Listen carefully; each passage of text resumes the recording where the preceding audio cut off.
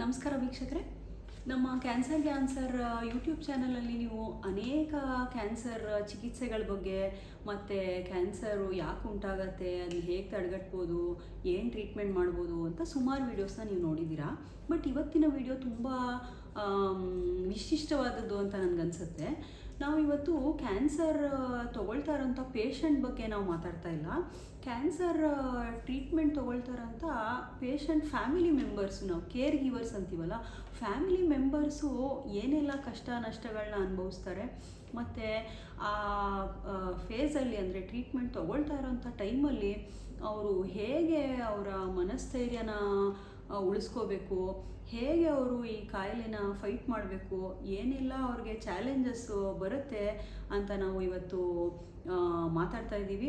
ಇದಕ್ಕೆ ನನ್ನ 10 ವರ್ಷದ ಆಂಕಾಲಜಿ ಕರಿಯರಲ್ಲಿ ಒಬ್ಬರು ತನ್ನ ತಾಯಿನ ಕಳ್ಕೊಂಡಿರೋಂಥ ಒಬ್ಬರು ಪೇಷಂಟ್ ಫ್ಯಾಮಿಲಿ ಮೆಂಬರು, ನಾನು ವಾಲಂಟಿಯರ್ ಮಾಡ್ತೀನಿ, ಬೇರೆಯವ್ರು ನಾನು ಅನುಭವಿಸಿದಂಥ ಕಷ್ಟ ಬೇರೆಯವ್ರು ಅನುಭವಿಸ್ಬಾರ್ದು ಅಂದ್ಬಿಟ್ಟು ಅವರು ಇವತ್ತು ನಮ್ಮ ಜೊತೆ ಮಾತಾಡೋಕ್ಕೆ ಬಂದಿದ್ದಾರೆ.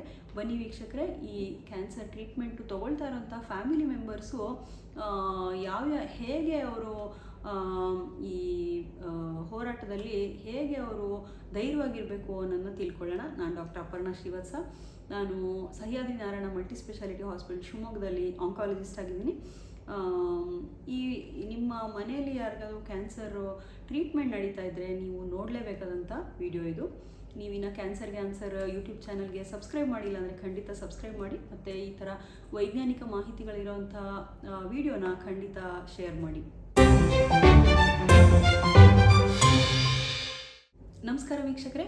ನಮ್ಮ ಜೊತೆ ಇವತ್ತು ಒಬ್ಬರು ಪೇಷಂಟ್ ಫ್ಯಾಮಿಲಿ ಮೆಂಬರು ಬಂದಿದ್ದಾರೆ. ಈ ಕ್ಯಾನ್ಸರ್ ಚಿಕಿತ್ಸೆ ಪಡಿತಾ ಇರುವಾಗ ನಾವು ಎಷ್ಟೆಲ್ಲ ವಿಷಯಗಳನ್ನ ಹೇಳ್ತೀವಿ. ಪೇಷಂಟು ಯಾವ ಥರ ಊಟ ಮಾಡಬೇಕು, ಅವ್ರ ಲೈಫ್ ಸ್ಟೈಲ್ ಹೇಗಿರಬೇಕು, ಯಾವ ಟ್ರೀಟ್ಮೆಂಟ್ ಕೊಟ್ಟರೆ ಏನು ಸೈಡ್ ಎಫೆಕ್ಟ್ ಆಗುತ್ತೆ ಅಂತ ನಾನು ಅನೇಕ ವಿಡಿಯೋಗಳನ್ನ ಮಾಡಿದ್ದೀನಿ. ಆದರೆ ಈ ಕ್ಯಾನ್ಸರ್ ಟ್ರೀಟ್ಮೆಂಟ್ ತೊಗೊಳ್ತಾ ಇರುವಾಗ ಬರೀ ಪೇಷಂಟ್ ಅಷ್ಟೇ ಅಲ್ಲ, ಇಡೀ ಫ್ಯಾಮಿಲಿನೇ ತುಂಬ ಕಷ್ಟಕ್ಕೆ ಒಳಗಾಗುತ್ತಾರೆ. ಮತ್ತು family members especially Young families ಇರ್ತಾರೆ, ಅಂದರೆ ಪೇರೆಂಟ್ಸು ಏಜ್ ಆಗಿರುತ್ತೆ, ಮತ್ತು ಅವರು ನೋಡ್ಕೊಳ್ತಾ ಇರೋಂಥ ಮಕ್ಕಳು ಪಾಪ ಸಣ್ಣವ್ರು ಇರ್ತಾರೆ, 20-25 ವರ್ಷದ ಮಕ್ಕಳು ಪಾಪ ಟ್ರೀಟ್ಮೆಂಟು ಮಾಡಿಸ್ತಾ ಇರ್ತಾರೆ. ಕೆಲವ್ರಿಗೆ ಅವ್ರ ಅದೃಷ್ಟ ಇದ್ದರೆ ಅಜ್ಜಿ ತಾತ ಯಾರು ದೊಡ್ಡವರು, ಮಾವಂದರು, ಅತ್ತೆರು ಯಾರಾದರೂ ಅವರು ಹೆಲ್ಪ್ ಮಾಡ್ತಾರೆ. ಬಟ್ ಕೆಲವು ಫ್ಯಾಮಿಲೀಸಲ್ಲಿ ಈಗೆಲ್ಲ ನ್ಯೂಕ್ಲಿಯರ್ ಫ್ಯಾಮಿಲೀಸ್ ಅಂತೀವಲ್ಲ, ಜಸ್ಟು ಅಪ್ಪ ಅಮ್ಮ ಮಕ್ಕಳು ಅಷ್ಟೇ ಇರ್ತಾರೆ. ಯಾರು ದೊಡ್ಡವ್ರದ್ದು ಅವ್ರಿಗೆ ಹೆಲ್ಪ್ ಇರಲ್ಲ, ಅಂಥವರು ತುಂಬ ಕಷ್ಟಗಳನ್ನ ಅನುಭವಿಸ್ತಾರೆ. ನಾನು ನೋಡಿದಾಗೆ ಈ ದೈಹಿಕವಾಗಿ ಅಂದರೆ ಪಾಪ ಅವರು ಕೆಲವೊಮ್ಮೆ ಪೇಷಂಟ್ಸು ರಾತ್ರಿ ಎಲ್ಲ ಮಲಗಿರಲ್ಲ, ನಿದ್ದೆ ಬರ್ತಾ ಇಲ್ಲ ಪೇಷಂಟ್ಗೆ ಅಂದರೆ ಇಡೀ ಫ್ಯಾಮಿಲಿಲಿ ಅವ್ರ ಮಕ್ಕಳು ಎಲ್ಲರೂ ಎದ್ದು ಅವ್ರಿಗೆ ಅವರು ನಿದ್ದೆಗೆಟ್ಟಿರ್ತಾರೆ. ಪಾಪ ಪೇಷಂಟ್ ಊಟ ಮಾಡ್ತಾ ಇಲ್ಲ ಅಂದರೆ ಇವ್ರಿಗೂ ಊಟ ಸೇರೋದಿಲ್ಲ. ಸೊ ಆ ಥರ ದೈಹಿಕವಾಗಿ ಮಾನಸಿಕವಾಗಿ ಅಯ್ಯೋ ನಮ್ಮ ತಾಯಿಗೆ ಹಿಂಗಾಗ್ಬಿಡ್ತಲ್ಲ, ನಮ್ಮ ತಂದೆ ಈ ಥರ ನರಳೋ ಹಾಗಾಯ್ತಲ್ಲ ಅಂತ ಮಾನಸಿಕವಾಗಿ, ಮತ್ತು ಫೈನಾನ್ಷಿಯಲ್ ತುಂಬ ದುಡ್ಡು ಖರ್ಚಾಗುತ್ತೆ. ಆ ದುಡ್ಡು ಲೆಕ್ಕ ಇಟ್ಟದಂಗೆ ದುಡ್ಡು ಸುರಿತಾ ಇರಬೇಕಾಗುತ್ತೆ ಕ್ಯಾನ್ಸರ್ ಟ್ರೀಟ್ಮೆಂಟ್ಗೋಸ್ಕರ. ಸೊ ಅವ್ರ ಪಾಪ ಸಣ್ಣ ಅವಾಗಿನೋ ಕೆಲಸಕ್ಕೆ ಸೇರ್ಕೊಂಡಿರ್ತಾರೆ, ಅವ್ರ ಹತ್ರ ದುಡ್ಡು ಸೇವಿಂಗ್ಸ್ ಇರಲ್ಲ ಏನು, ಪಾಪ ಅವಾಗಿನ ಕಾಲ ಮೇಲೆ ನಿಂತ್ಕೋತಾ ಇರ್ತಾರೆ. ಅಂಥ ಫ್ಯಾಮಿಲಿ ಮೆಂಬರ್ಸು ತಂದೆ ತಾಯಿಗಾಗಿ ಅನೇಕ ತ್ಯಾಗಗಳನ್ನ ಮಾಡೋದನ್ನ ನೋಡಿದ್ದೀನಿ. ಎಷ್ಟೋ ಜನ ಅವರು ಬೈಕ್ಗಳನ್ನ ತೊಗೊಂಡಿದ್ದವರು ಬೈಕ್ ಮಾರ್ಬಿಟ್ಟು ಟ್ರೀಟ್ಮೆಂಟ್ ಮಾಡ್ಸೋಕ್ಕೆ ಬಂದಿರ್ತಾರೆ. ಕೆಲವರು ದನ ಕರುಗಳನ್ನೆಲ್ಲ ಮಾರ್ಬಿಟ್ಟು ಪಾಪ ಪೇಷಂಟ್ಸು ಟ್ರೀಟ್ಮೆಂಟ್ ತೊಗೋತಾ ಇರ್ತಾರೆ. ಸೊ ಹೀಗೆ ಕೇರ್ ಗಿವರ್ಸು ಫ್ಯಾಮಿಲಿ ಮೆಂಬರ್ಸು ತುಂಬ ಒದ್ದಾಡೋದನ್ನ ನಾನು ನೋಡಿದ್ದೀನಿ. ಸೊ ಬನ್ನಿ ವೀಕ್ಷಕರೇ, ಇವತ್ತಿನ ನಮ್ಮ ಗೆಸ್ಟ್ ಸ್ಪೀಕರು ಇವರು ಗುರುದರ್ಶನ್ ಅಂತ. ಇವರು ವೆರಿ ಯಂಗ್ ಎಂಜಿನಿಯರು. ಇವರು ರೆಸಿಡೆಂಟ್ ಆಫ್ ಮುಂಬೈ. ಇವರು ನಮ್ಮ ಭಾರತದ ಪ್ರತಿಷ್ಠಿತ ಕಂಪನಿ ಲಾರ್ಸನ್ ಆ್ಯಂಡ್ ಟ್ಯೂಬ್ರೋದಲ್ಲಿ ಇಂಜಿನಿಯರ್ ಆಗಿ ಕೆಲಸ ಮಾಡ್ತಾ ಇದ್ದಾರೆ. ಸೊ ಗುರುದರ್ಶನ್ ಅವ್ರ ಬಗ್ಗೆ ಹೇಳಬೇಕಂದ್ರೆ, ಅವರ ತಾಯಿ 60 ವರ್ಷದವರು. ಅವರಿಗೆ ಈ ಪ್ಯಾಂಕ್ರಿಯಾಸ್ನ ಕ್ಯಾನ್ಸರ್ ಉಂಟಾಗಿ ಅವರು ಬಹಳ ಆಲ್ಮೋಸ್ಟು 6 ತಿಂಗಳು ಅಥವಾ 9 ತಿಂಗಳು ಟ್ರೀಟ್ಮೆಂಟ್ ತೊಗೊಂಡು ತುಂಬ ಹೋರಾಟ ಮಾಡಿದ್ರು. ಮತ್ತು ಪೇಷಂಟ್ ಟ್ರೀಟ್ಮೆಂಟ್ ಟೈಮಲ್ಲೂ ತುಂಬ ಚೆನ್ನಾಗಿ ಅವರ ತಾಯಿನ ಅವ್ರು ನೋಡಿಕೊಂಡ್ರು. ಮತ್ತೇನಾಯಿತು, ಅವ್ರ ತಾಯಿಗೆ ಟ್ರೀಟ್ಮೆಂಟ್ ಕೊಟ್ಟಾಗ ಅವರು ಟೆಂಪ್ರರಿಲಿ ಇಂಪ್ರೂವ್ ಆಗಿದ್ದರು. ಮತ್ತು ಸ್ವಲ್ಪ ಕೆಲವು 2-3 ತಿಂಗಳಾದಮೇಲೆ ಮತ್ತೆ ಜಾಸ್ತಿ ಆಯಿತು. ಕೊನೆಗೇನಾಯಿತು, ಆ ಕ್ಯಾನ್ಸರ್ನ ನಾವು ಕಂಟ್ರೋಲ್ ಮಾಡೋಕ್ಕಾಗಲಿಲ್ಲ. ಮತ್ತು ದುರದೃಷ್ಟವಶಾತ್ ನಾವು ಪೇಷಂಟ್ನ ಕಳ್ಕೊಂಡ್ಬಿಟ್ವಿ. ಪೇಷಂಟು ಅಂದರೆ ನೋಡಿ, ಕೆಲವು ಪೇಷಂಟ್ಸ್ ಗುಣ ಆಗ್ತಾರೆ, ಕೆಲವು ಪೇಷಂಟ್ ನಾವು ಕಳ್ಕೊಂಡಿದ್ದೀವಿ. ಆದರೆ ನನ್ನ 10 ವರ್ಷದ ಕರಿಯರಲ್ಲಿ ಪೇಷಂಟ್ ಕಳ್ಕೊಂಡಂಥ ಫ್ಯಾಮಿಲಿ ಮೆಂಬರ್ಸು ಯಾರೂ ಬಂದು ನನಗೆ ನಾವು ಕ್ಯಾನ್ಸರ್ ಅವೇರ್ನೆಸ್ ಕ್ರಿಯೇಟ್ ಮಾಡೋಕ್ಕೆ ನಾವು ಬಂದು ಮಾತಾಡ್ತೀವಿ, ನಾವು ಪಟ್ಟಂಥ ಕಷ್ಟ ಬೇರೆಯವರು ಕಷ್ಟಪಡಬಾರ್ದು, ನಾವು ಬೇರೆಯವ್ರಿಗೆ ಈ ವಿಷಯಗಳನ್ನ ಹಂಚ್ಕೋತೀವಿ ಅಂತ ಯಾರೂ ಬಂದಿರಲಿಲ್ಲ. ಸೊ ಇವತ್ತು ಬಹಳ ವಿಶಿಷ್ಟವಾದಂಥ ನಮ್ಮ ಕ್ಯಾನ್ಸರ್ ಚಾನಲ್ ನೀವು ನೋಡೇ ಇರ್ತೀರ. ಅನೇಕ ಡಾಕ್ಟರ್ಸ್ ಬಂದಿದ್ದಾರೆ, ಆಂಕಾಲಜಿಸ್ಟ್ ಬಂದಿದ್ದಾರೆ, ಅವರು ಕ್ಯಾನ್ಸರ್ ಬಗ್ಗೆ ತುಂಬ ಉಪನ್ಯಾಸಗಳನ್ನ ಕೊಟ್ಟಿದ್ದಾರೆ. ಆದರೆ ಒಬ್ಬರು ಫ್ಯಾಮಿಲಿ ಮೆಂಬರು ತಾಯಿನ ಕಳ್ಕೊಂಡವರು ನಾನು ಏನು ಫೇಸ್ ಮಾಡಿದೆ ಅದರಲ್ಲಿ ಆ ಥರ ಬೇರೆಯವರು ಫೇಸ್ ಅಂದರೆ ಅವ್ರು ಆ ಥರ ನೋವನ್ನು ಅನುಭವಿಸ್ಬಾರ್ದು, ಅವ್ರಿಗೆ ನಾನು ಧೈರ್ಯ ಹೇಳ್ತೀನಿ ಅಂತ ಬಂದಿದ್ದಾರೆ. ನಮಸ್ಕಾರ ಗುರುದರ್ಶನ್ ಅವರೇ. ನೀವು ಮಾಡ್ತಾ ಇರೋಂಥ ಎಫರ್ಟು ಇನ್ನೂ ನಿಮಗೆ ಸಕ್ಸಸ್ಫುಲ್ ಆಗಲಿ. ಇದರಿಂದ ನೂರಾರು ಜನ ಪೇಷಂಟ್ಸು ಅವ್ರ ಫ್ಯಾಮಿಲಿ ಮೆಂಬರ್ಸು ಧೈರ್ಯ ತಗೊಳ್ಳಿ ಅಂತ ನಾನು ಆಶಿಸ್ತೀನಿ. ಸೊ ಯಾವಾಗ ಬಂದ್ರಿ ನೀವು ಮುಂಬೈಯಿಂದ? ನಮಸ್ತೆ. ನಮಸ್ಕಾರ. ನಮಸ್ತೆ ಎಲ್ಲರಿಗೂ. ನಾನು ಮುಂಬೈಯಿಂದ ನಿನ್ನೆ ಬೆಳಿಗ್ಗೆ ಬಂದೆ. ಮುಂಬೈಯಲ್ಲಿ ನಾನು ಲಾರ್ಸನ್ ಆ್ಯಂಡ್ ಟೂಬ್ರಲ್ಲಿ ಮೆಕ್ಯಾನಿಕಲ್ ಇಂಜಿನಿಯರ್ ಆಗಿ ವರ್ಕ್ ಮಾಡ್ತಾಯಿದ್ದೀನಿ. 3 ವರ್ಷದಿಂದ ಅಲ್ಲೇ ವರ್ಕ್ ಮಾಡ್ತಾಯಿದ್ದೀನಿ. ನಾನು ಇಂಜಿನಿಯರಿಂಗ್ ಕಂಪ್ಲೀಟ್ ಮಾಡಿದ್ದು ಬೆಂಗಳೂರಲ್ಲಿ. ಸೊ 3 ವರ್ಷ ವರ್ಕ್ ಮಾಡ್ಬೇಕಾದ್ರೆ ಮಧ್ಯದಲ್ಲಿ ಹೋದ ವರ್ಷ 2025 ಆಗಸ್ಟಲ್ಲಿ ಸಡನ್ನಾಗಿ ಅಮ್ಮಂಗೆ ಸ್ವಲ್ಪ ಹೊಟ್ಟೆ ನೋವು ಕಾಣಿಸ್ಕೊಂಡಿತ್ತು.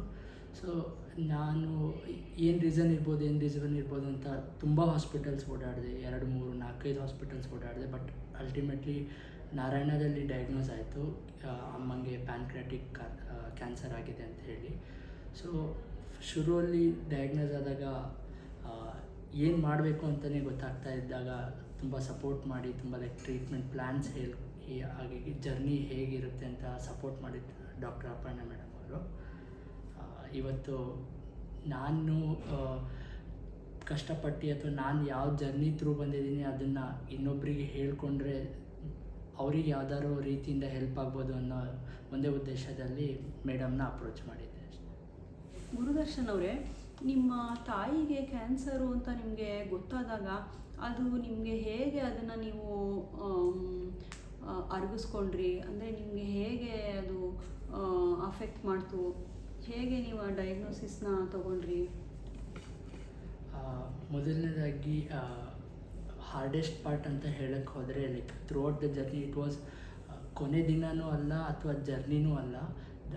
ಹಾರ್ಡೆಸ್ಟ್ ಪಾರ್ಟ್ ಅಂದರೆ ಯಾವಾಗ ಡಯಾಗ್ನೋಸಿಸ್ ಆಗಿ ಕ್ಯಾನ್ಸರ್ ಅಂತ ಗೊತ್ತಾಯಿತು, ಅದನ್ನು ಎಕ್ಸೆಪ್ಟ್ ಮಾಡ್ಕೊಳೋಕ್ಕೆ ಆಗದೇ ಇರೋಷ್ಟು ದುಃಖ ಅಥವಾ ತುಂಬ ಕ್ವಶನ್ಸ್ಗಳು ರೈಸ್ ಆಗ್ತಾ ಬರುತ್ತೆ. ಅಂದರೆ ಯಾಕೆ ನಮ್ಮಮ್ಮ ನಾವೇನು ತಪ್ಪು ಮಾಡಿದ್ದೀವಿ ಅಥವಾ ದೇವ್ರು ಇಲ್ವಾ, ಈ ಥರ ತುಂಬಗಳು ಕ್ವಶನ್ಸ್ ಬರುತ್ತೆ. ಬಟ್ ಏನಂದರೆ ಇವತ್ತಿಗೂ ಹೇಳ್ಬೇಕಂದ್ರೆ 2-3 ತಿಂಗಳು ಟೈಮ್ ತೊಗೊಂತು ನನಗೆ ಅಮ್ಮಂಗೆ ನಿಜವಾಗ್ಲೂ ಕ್ಯಾನ್ಸರ್ ಆಗಿದೆ ಅಂತ ಹೇಳಿ ಒಪ್ಕೊಳ್ಳೋಕ್ಕೆ. ಬಟ್ ಏನಂದರೆ ಆ ಮೊಮೆಂಟಲ್ಲಿ ಕ್ವಶನಿಂಗ್ ಮಾಡೋದ್ರಲ್ಲಿ ಯಾವುದೇ ರೀತಿ ಆನ್ಸರ್ ಸಿಗೋದಿಲ್ಲ. ಬಟ್ ಅಲ್ಟಿಮೇಟ್ಲಿ ಏನು ಮಾಡಬೇಕು ಅಂದರೆ we have to approach the doctor and discuss what are the probabilities and what are the treatment options ಇದೆ ಅಂತ ಕೇಳ್ಕೋಬೇಕು. ಆ್ಯಂಡ್ ನಾನು ಕೂಡ ಅದೇ ಮಾಡಿದೆ. ಬಟ್ ನನಗೆ ತಂದೆ ಇರಲಿಲ್ಲ, ಬಟ್ ತಂದೆ ಕಳ್ಕೊಂಡಿದ್ದ ಜರ್ನಿ ನನಗೆ ಗೊತ್ತು ಹೇಗಿತ್ತು ಅಂತ. ಸೊ ಆ ಒಂದು ಉದ್ದೇಶದ ಮೇಲೆ ನಾನು ಡಾಕ್ಟರ್ ಜೊತೆ ಡಿಸ್ಕಸ್ ಮಾಡಿದೆ, ಡಾಕ್ಟರ್ ಜೊತೆ ಮಾತಾಡಿದೆ ಏನು ಟ್ರೀಟ್ಮೆಂಟ್ ಮಾಡ್ಬೋದು ಅಂತ. ನಾನು ಖಂಡಿತ ನೀವು ಹೇಳಿದ್ನ ಒಪ್ಕೋತೀನಿ. ಈ ಕ್ಯಾನ್ಸರ್ ಅಂತ ಗೊತ್ತಾಗಿದ್ದ ದಿವಸನೇ ಮೋಸ್ಟ್ಲಿ ತುಂಬ ಕಷ್ಟ ಅಂತ ಅನಿಸುತ್ತೆ. ಈಗ ಯಾಕೆ ಬಂತು, ಹೇಗೆ ಬಂತು, ನನಗೆ ಪೇಷಂಟ್ಸ್ ಕೇಳ್ತಾರೆ ಇವ್ರು ಏನು ಕಾರಣದಿಂದ ಬಂದಿರ್ಬೋದು, ಇವ್ರಿಗೆ ಯಾಕೆ ಬಂತು, ಇವ್ರು ಯಾವತ್ತೂ ಹಾಸ್ಪಿಟ್ಲಿಗೆ ಬಂದಿರಲಿಲ್ಲ, ಅಷ್ಟು ಚೆನ್ನಾಗಿದ್ರು, ಅಷ್ಟು ನಾರ್ಮಲ್ ಆಗಿದ್ದರು, ಇವ್ರಿಗೆ ಯಾಕೆ ಬಂತು ಅಂತ ಒಂದು ಪ್ರಶ್ನೆ ಎಲ್ರಿಗೂ ಕಾಡುತ್ತೆ. ಕೆಲವರು ಅದನ್ನ ಒಪ್ಕೊಳ್ಳೋದೇ ಇಲ್ಲ, ಅಂದರೆ ಆ ಅಕ್ಸೆಪ್ಟೆನ್ಸು ಬರೋದೇ ಇಲ್ಲ. ಇದು ಕ್ಯಾನ್ಸರ್ ಅಲ್ದಲೇ ಇರ್ಬೋದು, ಒಂದು ಸೆಕೆಂಡ್ ಒಪಿನಿಯನ್ ತೊಗೊಳ್ಳೋಣ, ಮತ್ತು ಥರ್ಡ್ ಒಪಿನಿಯನ್ ತೊಗೊಳ್ಳೋಣ. ಇದು ಕ್ಯಾನ್ಸರ್ ಏನು ಸಿಮ್ಟಮ್ಸ್ ಇಲ್ದಲೇ ಇದ್ದಾಗ ಎಸ್ಪೆಷಲಿ ಕ್ಯಾನ್ಸರ್ ಅಲ್ವೇನೋ ಅಂತಲೂ ಒಂದು ಭ್ರಮೆ ಹುಟ್ಟುತ್ತೆ. ಬಟ್ ಅದು ಅಕ್ಸೆಪ್ಟ್ ಮಾಡ್ಕೊಳ್ಳೋದು ಅಂದರೆ ನೀವು ಸೆಕೆಂಡ್ ಒಪಿನಿಯನ್ ತೊಗೊಳ್ಳಿ, ತಪ್ಪಿಲ್ಲ. ಆದರೆ ತುಂಬ ಟೈಮ್ ವೇಸ್ಟ್ ಮಾಡ್ದಲೇ ಅದಕ್ಕೆ ಟ್ರೀಟ್ಮೆಂಟು ಶುರು ಮಾಡೋದು ಖಂಡಿತ ಒಳ್ಳೆಯದು. ಸೊ ಗುರುದರ್ಶನ್ ಅವರೇ, ನೀವು ನಿಮ್ಮ ತಂದೆನ ಕಳ್ಕೊಂಡ್ರಿ ಅಂತ ಹೇಳಿದ್ರಿ. ನನಗೆ ಈಗಲೂ ಜ್ಞಾಪಕ ಇದೆ, ನೀವು ಡಯಾಗ್ನೋಸ್ ಆದಾಗ ನೀವು ಬಂದು ನನಗೆ ಹೇಳಿದ್ರಿ, ನಮ್ಮ ತಂದೆ ಈ ಕೋವಿಡಲ್ಲಿ ನಾವು ಕಳ್ಕೊಂಬಿಟ್ವಿ, ಬಟ್ ತಾಯಿನ ಚೆನ್ನಾಗಿ ನೋಡ್ಕೋಬೇಕು ಅಂದ್ಬಿಟ್ಟು ನಾನು ಇವಾಗಿನ ಕೆಲಸ ಸೇರಿಕೊಂಡು ಒಂದು ಕರಿಯರಲ್ಲಿ ನಾನು ಚೆನ್ನಾಗಾದಮೇಲೆ ನನ್ನ ತಾಯಿನ ಚೆನ್ನಾಗಿ ನೋಡ್ಕೋಬೇಕು ಅಂತ ನಾನು ಅಂದ್ಕೊಂಡಿದ್ದೆ. ಬಟ್ ಈ ಥರ ಆಗೋಯ್ತಲ್ಲ ಅಂತ ನೀವು ವ್ಯಥೆ ಪಟ್ಟಿದ್ದು ನನಗೆ ಜ್ಞಾಪಕ ಇದೆ. ಸೊ ನಿಮ್ಮ ತಂದೆ ಟ್ರೀಟ್ಮೆಂಟು ನೀವೇ ಮಾಡಿಸಿದ್ರಿ, ಮತ್ತು ನಿಮ್ಮ ತಾಯಿ ಟ್ರೀಟ್ಮೆಂಟು ನೀವು ಮಾಡಿಸಿದ್ರಿ. ಸೊ ನಿಮಗೆ ಎರಡೂ ಜರ್ನಿ ಹೇಗೆ ಅನ್ನಿಸ್ತು? ನನಗೆ ಏನು ಅನಿಸ್ತು ಅಂದರೆ ಎರಡೂ ಜರ್ನಿ ತುಂಬ ಡಿಫ್ರೆಂಟಾಗಿತ್ತು. ಯಾಕಂದರೆ ನಾನು ಯಾವಾಗ 19 ವರ್ಷದ ವಯಸ್ಸಿನಲ್ಲಿದ್ದೆ 2021ರಲ್ಲಿ ತಂದೆಗೆ ಕೋವಿಡ್ ಆಯಿತು ಅಂತೇಳಿ ಸಡನ್ನಾಗಿ ಗೊತ್ತಾಯಿತು. ಆವಾಗ ಈ ಜರ್ನಿಗಿಂತ ತುಂಬ ಡಿಫ್ರೆಂಟಾಗಿತ್ತು. ಯಾಕಂದರೆ ನನ್ನ ಜೊತೆಗೆ ಅಮ್ಮ ಇದ್ದರು, ಮಾರಲಿ ಸಪೋರ್ಟ್ ಮಾಡೋಕ್ಕೆ ಅಥವಾ ಎಮೋಷ್ನಲಿ ಸಪೋರ್ಟ್ ಮಾಡೋಕ್ಕೆ. ಆ್ಯಂಡ್ ಅಮ್ಮನ ಜರ್ನಿ ಕಂಪ್ಲೀಟ್ಲಿ ಡಿಫ್ರೆಂಟ್. ಯಾಕೆ ಅಂದರೆ ಕ್ಯಾನ್ಸರ್ 1 ತಿಂಗಳು ಜರ್ನಿ ಅಲ್ಲ, 2 ತಿಂಗಳು ಜರ್ನಿ ಅಲ್ಲ.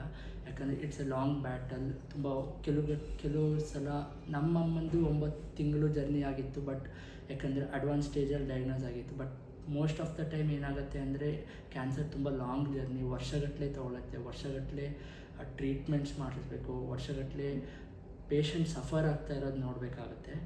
ಸೊ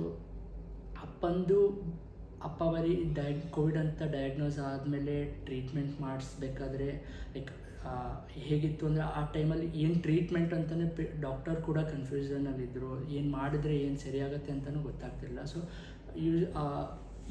ಇನ್ಫೆಕ್ಷನ್ ಬೇರೆಯವ್ರಿಗೆ ಹರಡುತ್ತೆ ಅಂತೇಳಿ ಕ್ವಾರಂಟೈನ್ ಮಾಡ್ತಾಯಿದ್ರು. ಸೊ ನಾನು ಅಪ್ಪನ ಜೊತೆಗೆ ಇರೋಕ್ಕಾಗಿಲ್ಲ ಆ ಮೂಮೆಂಟಲ್ಲಿ. ಲೈಕ್ 14 ಡೇಸ್ ಜರ್ನಿ ಇತ್ತು, ನನಗೆ ಈಗಲೂ ನೆನಪಿದೆ. It was a 14 days journey.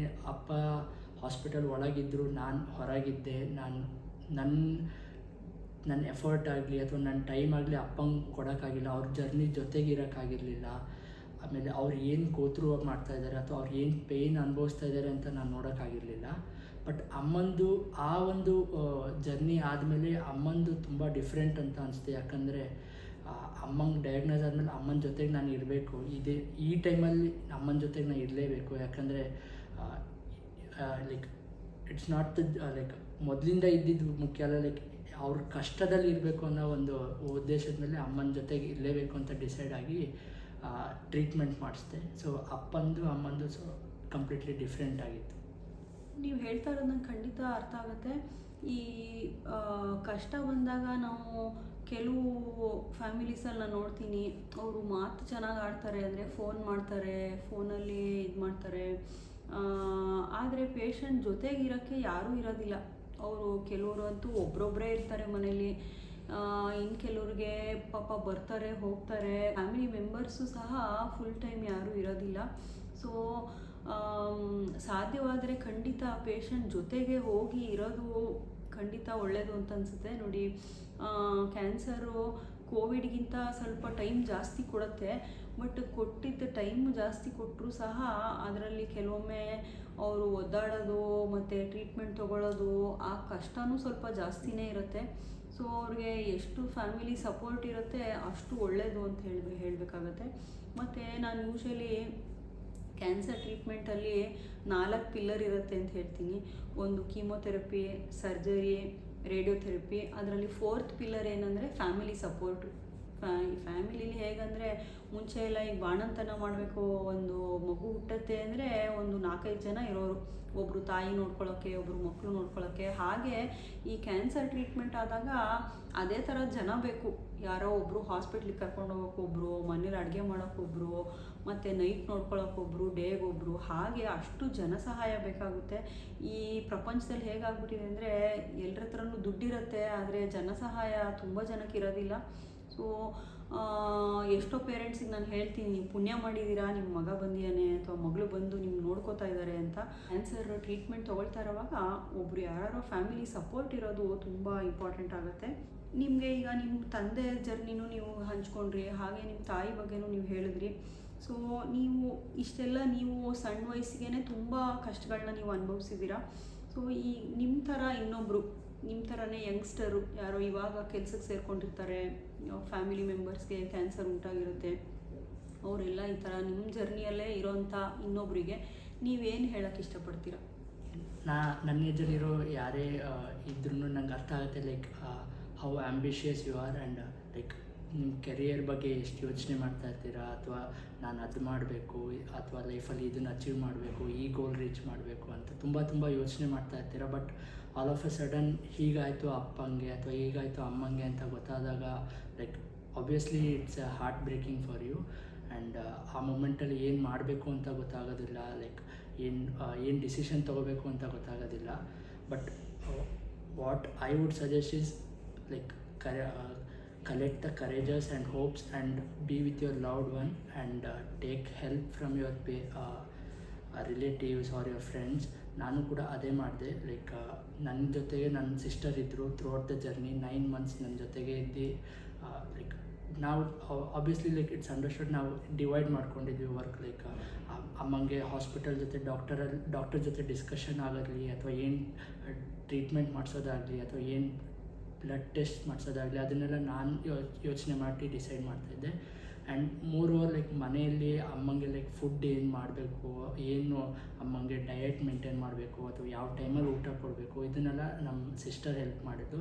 So easy ಇತ್ತು ಜರ್ನಿ ಅಂತ ಹೇಳೋಕ್ಕಾಗೋದಿಲ್ಲ. But moreover like end it was peaceful and like regrets ಇಲ್ಲ, ಲೈಕ್ ನಾನು ಇದು ಮಾಡಲಿಲ್ಲ ಅಥವಾ ಅದು ಮಾಡಿದರೆ ಚೆನ್ನಾಗಿರ್ತಿತ್ತು. ಅಮ್ಮ ಇಲ್ಲ ಇವತ್ತು, ಅದು ಬೇಜಾರಿದೆ. ಬಟ್ ಲೈಕ್ ಆ ದುಃಖ ಯಾವತ್ತೂ ಹೋಗೋದಿಲ್ಲ. ಬಟ್ ಅಮ್ಮಂಗೆ ನಾನು ಇದು ಮಾಡಲಿಕ್ಕಾಗಲಿಲ್ಲ, ಅಮ್ಮನ ಜೊತೆ ಇನ್ನೊಂದು ಕ್ಷಣ ಕಳಿಬೋದಿತ್ತು, ಅಮ್ಮನ್ನ ಅಲ್ಲಿ ಕರ್ಕೊಂಡು ಹೋಗ್ಬೋದಿತ್ತು, ಇಲ್ಲಿ ಕರ್ಕೊಂಡು ಹೋಗ್ಬೋದಿತ್ತು ಅನ್ನೋ ಒಂದು ದುಃಖ ಇಲ್ಲ. ಸೊ ನಾನು ಏನು ಹೇಳಲಿಕ್ಕೆ ಬಯಸೋದಂದರೆ first suggestion would be like help. ಬೇರೆಯವರಿಂದ ಕೇಳೋದು ತುಂಬ ಇಂಪಾರ್ಟೆಂಟ್. ಯಾಕಂದರೆ ನೀವು ಫುಲ್ ಕಂಪ್ಲೀಟ್ ಲೋಡ್ ತೊಗೊಂಡಾಗ ಆಬ್ವಿಯಸ್ಲಿ ಫಿಸಿಕಲ್ ಎಕ್ಸಾಷನ್ಗಿಂತ ಜಾಸ್ತಿ ಮೆಂಟಲ್ ಎಕ್ಸಾಷನ್ ಆಗುತ್ತೆ. ಲೈಕ್ ಮುಂದಿನ ಟ್ರೀಟ್ಮೆಂಟಿಗೆ ಫೋಕಸ್ ಮಾಡಲಿಕ್ಕೆ ಆಗೋದಿಲ್ಲ. ಸೊ ನನ್ನ ಸಜೆಷನ್ ಅದೇ, ಲೈಕ್ ಹೆಲ್ಪ್ ತೊಗೊಳೋದು ಬೆಟರ್ ಇರುತ್ತೆ. ಕೆಲವು ಫ್ಯಾಮಿಲೀಸಲ್ಲಿ ಏನಾಗುತ್ತೆ, ಅವರು ಯಾರಿಗೂ ಹೇಳಿರಲ್ಲ ಇದು ಕ್ಯಾನ್ಸರು ಅಂತಲೇ ಹೇಳಿರೋದಿಲ್ಲ, ಮುಚ್ಚಿಟ್ಟಿರ್ತಾರೆ. ಇದು ಆಫೀಸಲ್ಲೂ ಸಹ ಅವರು ಹೇಳೋದಿಲ್ಲ. ಈ ಥರ ಮುಚ್ಚಿಟ್ಟು ಅವರು ಯಾರ ಹತ್ರನೂ ಹೆಲ್ಪ್ ತೊಗೊಳಕ್ಕೆ ಇಷ್ಟಪಡಲ್ಲ. ನಮ್ಮ ತಾಯಿ ನಾನು ಮಾಡ್ತೀನಿ ಅಂತ ಒಂದು ನಾವು ಮಾಡ್ತೀವಿ ಅಂತ ಒಂದು ಧೈರ್ಯದಿಂದ ಶುರು ಮಾಡ್ತಾರೆ. ಬಟ್ ಏನಂದರೆ ತುಂಬ ಲಾಂಗ್ ಜರ್ನಿ ಆಗಿರೋದ್ರಿಂದ ಮಾಡ್ತಾ ಏನಾಗುತ್ತೆ, 1 ತಿಂಗಳು 2 ತಿಂಗಳು ಮಾಡಾದ್ಮೇಲೆ ಅವರು ಸುಸ್ತಾಗಿ ಹೋಗ್ಬಿಡ್ತಾರೆ. ಆ ಆಫೀಸಲ್ಲಿ ತಾನೇ ಎಷ್ಟು ದಿವಸ ಅಂತ ರಜಾ ಕೊಡ್ತಾರೆ. ಸೊ ಒಬ್ಬರೇ ಮಾಡ್ತೀವಿ ಅಂತ ಹೋಗ್ಬಿಟ್ರೆ ಏನಾಗುತ್ತೆ, ಒಂದು ಆಫ್ಟರ್ ಒಂದು ಸ್ಟೇಜ್ಗೆ ಹೋದ್ಮೇಲೆ ಅವರೇ ಧೈರ್ಯಗೆಟ್ಬಿಡ್ತಾರೆ ಅಥವಾ ಅವರೇ ಡಿಪ್ರೆಷನ್ಗೆ ಹೋಗ್ಬಿಡ್ತಾರೆ. ಸೊ ನಾನು ಸಹ ಹೇಳ್ತೀನಿ, ಯಾರಿಗಾದ್ರೂ ಕೇಳಿ, ಊರಲ್ಲಿ ಯಾರು ರಿಲೇಟಿವ್ಸು ಯಾರು ಬಂದು ಹೆಲ್ಪ್ ಮಾಡ್ತಾರಾ, ಅಥವಾ ಅಕ್ಕ ತಂಗಿರಿದ್ದರೆ. ನಾನು ಪೇಷಂಟ್ಸ್ ಕೆಲವ್ರು ನೋಡಿದ್ದೀನಿ, ಇಬ್ಬರು ಮಕ್ಕಳು ಅಬ್ರಾಡ್ ಇರ್ತಾರೆ. ಒಬ್ಬೊಬ್ಬರು ಒಂದೊಂದು 3 ತಿಂಗಳು ಬಂದು ಹೆಲ್ಪ್ ಮಾಡಿ ಟರ್ನ್ಸ್ ತೊಗೊಂಡು, ಒಬ್ಬರು ಫಸ್ಟ್ 3 ಮಂತ್ಸು, ಇನ್ನು 3 ಮಂತ್ಸ್ ಇನ್ನೊಬ್ಬರು ಮಗ, ಆ ಥರ ಮಾಡೋದನ್ನ ನಾನು ನೋಡಿದ್ದೀನಿ. ಸೊ ಹೆಲ್ಪ್ ಕೇಳೋದು ಖಂಡಿತ ಇಂಪಾರ್ಟೆಂಟು. ಇಂಥ ಟೈಮಲ್ಲಿ, ಕಷ್ಟದ ಟೈಮಲ್ಲಿ ನಾವು ನಮ್ಮ ಈಗೋ ಅಥವಾ ಏನೋ ಮನಸ್ತಾಪಗಳು ಅದನ್ನು ಮರೆತು ಒಬ್ಬರನ್ನ ಸಹಾಯ ಕೇಳೋದು ಇಂಪಾರ್ಟೆಂಟು. ಕೆಲವೊಮ್ಮೆ ಯಾರು ನಿಮಗೆ ಮನೆಗೆ ಬಂದು ನಿಮ್ಗೆ ಯಾರು ಹೆಲ್ಪ್ ಮಾಡ್ದಲೇ ಇರ್ಬೋದು. ಕೆಲವರು ಫೋನಲ್ಲೇ ಒಂದು ಧೈರ್ಯದ ಮಾತು ಹೇಳಿದ್ರೆ ಅಷ್ಟೇ ಸಹಾಯ ಕೆಲವ್ರಿಗೆ ಸಾಕಾಗುತ್ತೆ.